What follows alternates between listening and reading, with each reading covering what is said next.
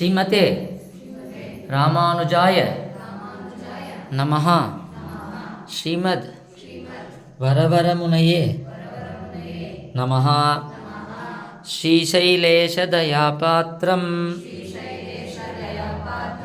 ದೀಭಕ್ತ್ಯಾದಿಗುಣಾರ್ಣವಂ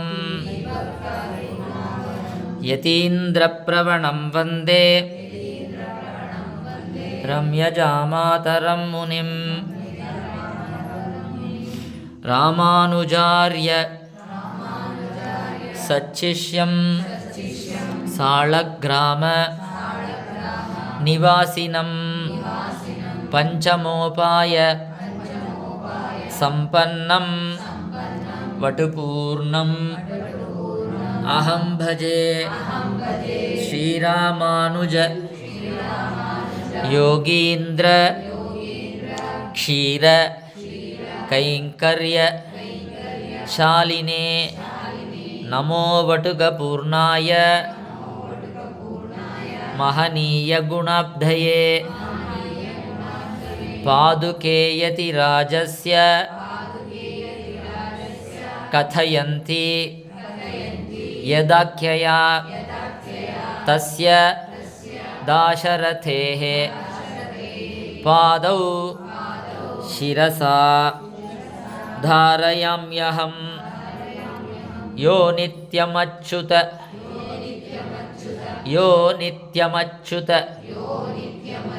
ಪದಾಂಬುಜ ಯುಗ್ಮ ರುಕ್ಮ ವ್ಯಾಮೋಹತಃ ತತಿತರಾಣಿ ತೃಣಾಯ ಮೇನೆ. ಅಸ್ಮದ್ಗುರೋರ್ ಭಗವತೋಸ್ಯ ದಯೈಕ ಸಿಂಧೋಃ ರಾಮಾನುಜಸ್ಯ ಚರಣೌ ಶರಣಂ ಪ್ರಪದ್ಯೆ. ಶರಣಂ ಪ್ರಪದ್ಯೆ. ನೀಳಾತುಂಗ ಸ್ತನ ಗಿರಿ ತಟಿ ಸುಪ್ತಂ ಉದ್ಬೋತ್ಯ ಕೃಷ್ಣಂ ಪಾರಾರ್ಥ್ಯಂ ಸ್ವಂ ಶ್ರುತಿಶತ ಶಿರಸಿದ್ಧಂ ಅಧ್ಯಾಪಯಂತಿ ಸ್ವೋಚ್ಛಿಷ್ಟಾಯಾಂ ಸ್ರಜಿ ನಿಗಳಿತಂ ಯಾ ಬಲಾತ್ಕೃತ್ಯ ಭುಂಕ್ತೆ ಗೋದಾ ತಸ್ಯೈ ನಮ ಇದಮಿದಂ ಭೂಯ ಏವಾಸ್ತು ಭೂಯಃ.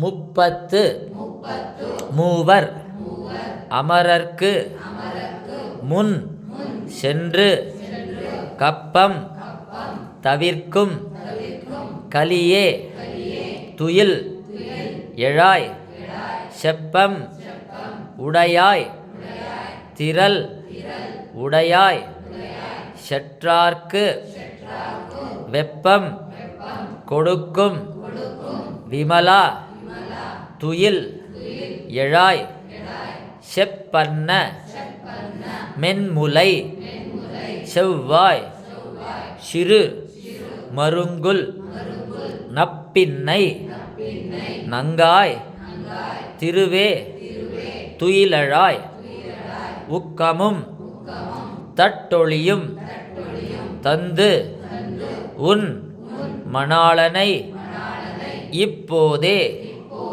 எம்மை நீராட்டு ஏலோர் எம்பாவாய். ஸ்ரீமத்யை விஷ்ணு சித்தார்ய மனோநந்தனஹேதவே நந்தநந்தன சுந்தர்யை கோதாயை நித்யமங்களம். ಜಗದಾಚಾರ್ಯ ರಚಿತೆ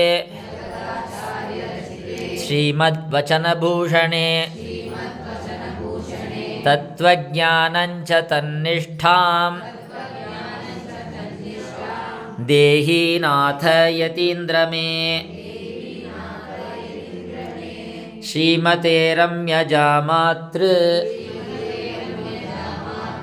ಮುನೀಂದ್ರಾಯ ಮಹಾತ್ಮನೆ ಶ್ರೀರಂಗವಾಸಿನೇ ಭೂಯಾತ್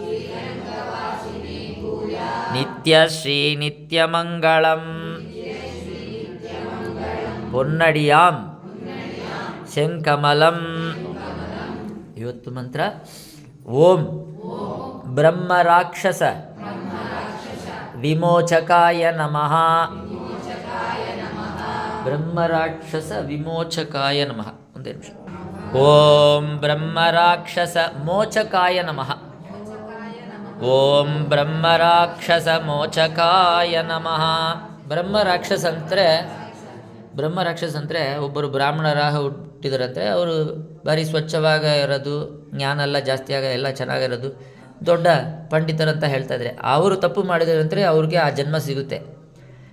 ಬ್ರಾಹ್ಮಣರು ಆದರೆ ಈ ಥರ ತಪ್ಪು ಮಾಡಿದ್ರಂದರೆ ಅವ್ರಿಗೆ ಯಾವ ಥರ ಜನ್ಮ ಸಿಗುತ್ತಂದರೆ ಬ್ರಹ್ಮರಾಕ್ಷಸ ಅಂತ.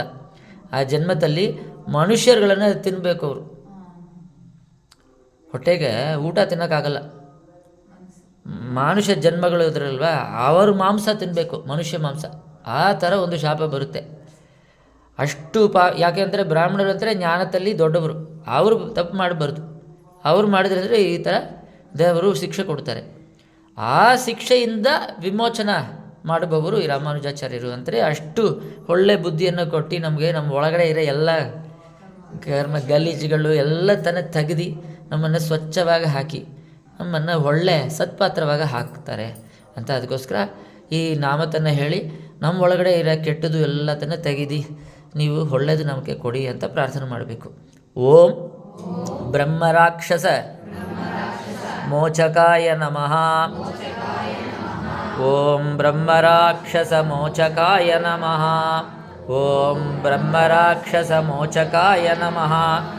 ಓಂ ಬ್ರಹ್ಮರಾಕ್ಷಸ ಮೋಚಕಾಯ ನಮಃ. ಓಂ ಬ್ರಹ್ಮರಾಕ್ಷಸ ಮೋಚಕಾಯ ನಮಃ. ಓಂ ಬ್ರಹ್ಮರಾಕ್ಷಸ ಮೋಚಕಾಯ ನಮಃ.